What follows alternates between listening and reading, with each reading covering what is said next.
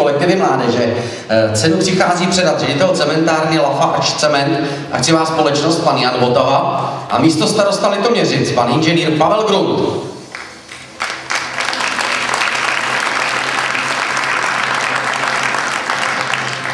Jak už bylo řečeno, úspěšné kolektivy na Litoměřicku jsou oceňované 3, ne snad, že by byly pouze 3 úspěšné. Těch úspěšných je dalece víc a však jste se mohli dočíst v Litoměřickém deníku, kde byly několikrát zveřejněny rozsáhlé nominace.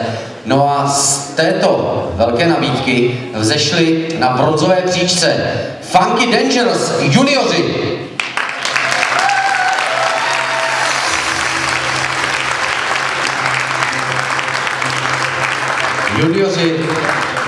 Top junioři se věnují street danceu, byli bronzoví na mistrovství světa, bronzoví na mistrovství Evropy, oboje v disciplíně hip-hop unit. Vyhráli mistrovství Čech, byli zvoleni jako jedničky v kategorii taneční skupina roku. Vyhráli první místo v závodě Team Dance v Litoměřicích a dominovali také v souboji o pohár starostky města Česká Lípa. Funky Dangerous!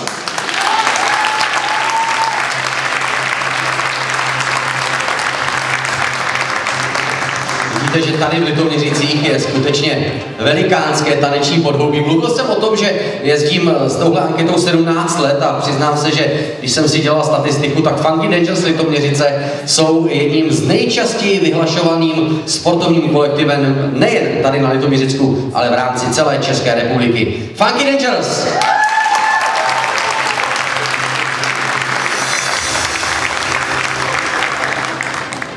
Přátelé, vy, kdož máte rádi Funky Dangerous, tak si připravte hlasivky, protože teď je znovu necháte promluvit. Neboť i na druhém místě se umístili zástupci tohoto tanečního klubu. Tentokrát formace dětí. Funky Dangerous děti, druhé místo!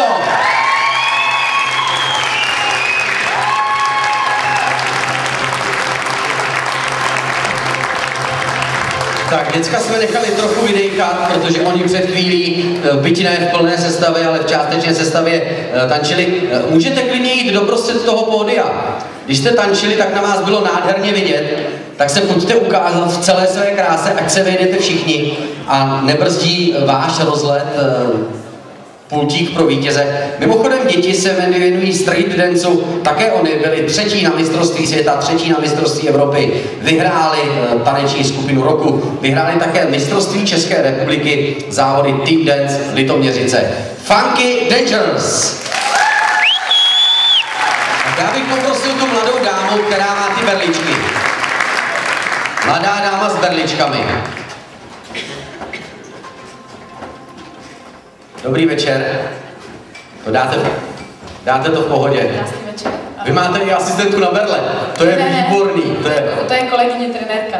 Kolegyně trenérka. Vy jste tedy trenérka? Taky. Kamča Daroková trenérka. A vy jako zároveň i závodíte? Ne.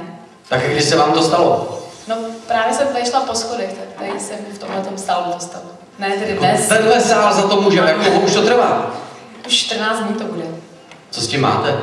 Jenom víro. Jenom výrobu. Ale na kráse vám to neubralo. Zeptám se, vy máte děti, máte juniory, kolik vlastně sdružujete dětí? No k dnešnímu dnu to bude určitě přes 150 dětí.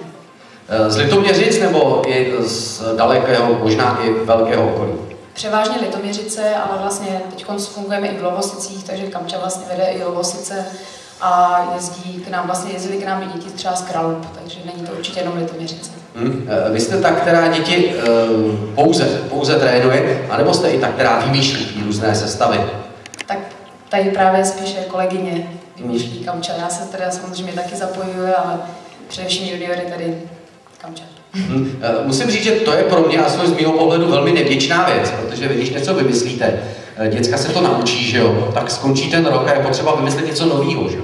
Je potřeba to vymyslet úplně z brusu nový, nebo stačí tam implantovat jenom nějaký 2-3 nový prvky? Ne, tak samozřejmě na každou sezonu je potřeba nová choreografie, takže teď už pracujeme na nové choreografii.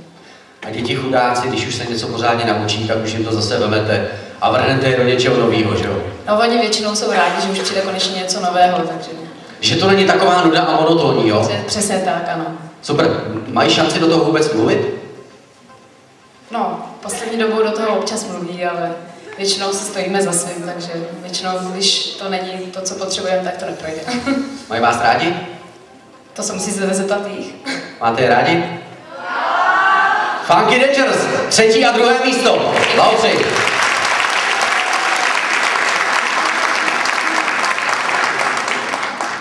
První dnešní